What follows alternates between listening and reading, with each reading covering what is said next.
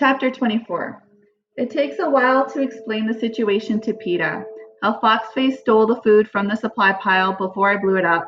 How she tried to make enough to stay alive, but not enough that anyone would notice it. How she wouldn't question the safety of berries we were preparing to eat ourselves. I wonder how she found us, says PETA. My fault, I guess, if I'm as loud as you say. We were about as hard to follow as a herd of cattle, but I try to be kind. And she's very clever, PETA. Well, she was, until you outfoxed her. Not on purpose. Doesn't seem fair somehow. I mean, we would have both been dead too if she hadn't eaten the berries first.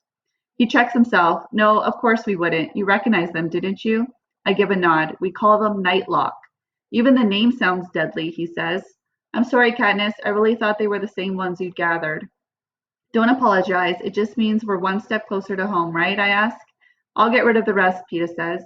He gathers up the sheet of blue plastic, careful to trap the berries inside, and goes to toss them into the woods. Wait, I cry.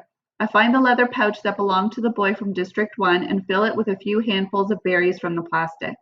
If they fooled Foxface, maybe they can fool Cato as well. If he's chasing us or something, we can act like we accidentally dropped the pouch, and if he eats them, then hello, District 12, says PETA.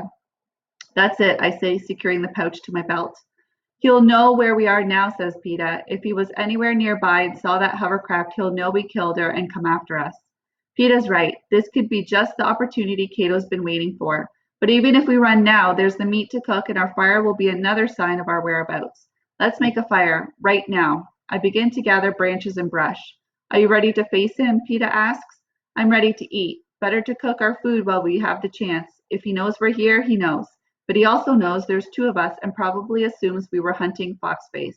That means you're recovered, and the fire means we're not hiding. We're inviting him here. Would you show up, I ask? Maybe not, he says. PETA's a whiz with fires, coaxing a blaze out of the damp wood. In no time, I have the rabbits and squirrel roasting, the roots wrapped in leaves baking in the coals. We take turns gathering greens and keeping a careful watch for Cato, but as I anticipated, he doesn't make an appearance. When the food's cooked, I pack most of it up, leaving us each a rabbit's leg to eat as we walk. I want to move higher into the woods, climb a good tree, and make camp for the night, but PETA resists.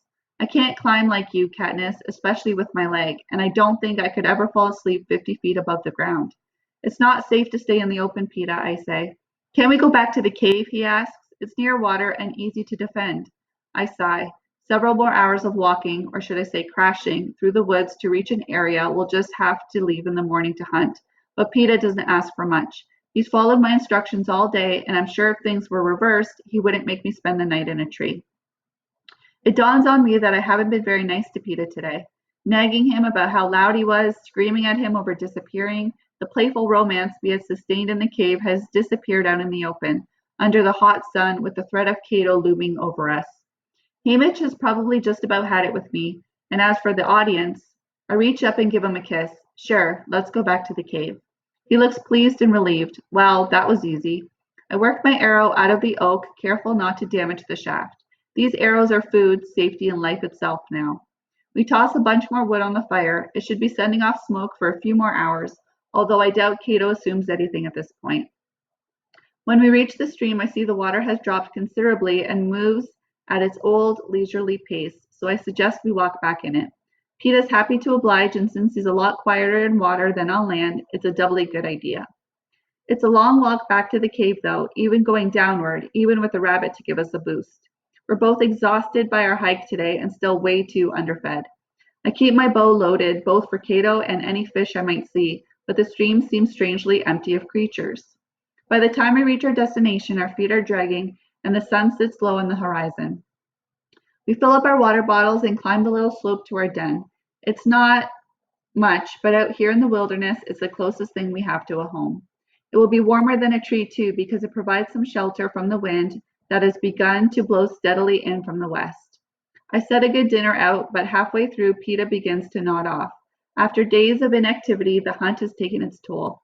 I order him into the sleeping bag and set aside the rest of his food for when he wakes. He drops off immediately. I pull the sleeping bag up to his chin and kiss his forehead, not for the audience, but for me, because I'm so grateful that he's still here, not dead by the stream as I'd thought.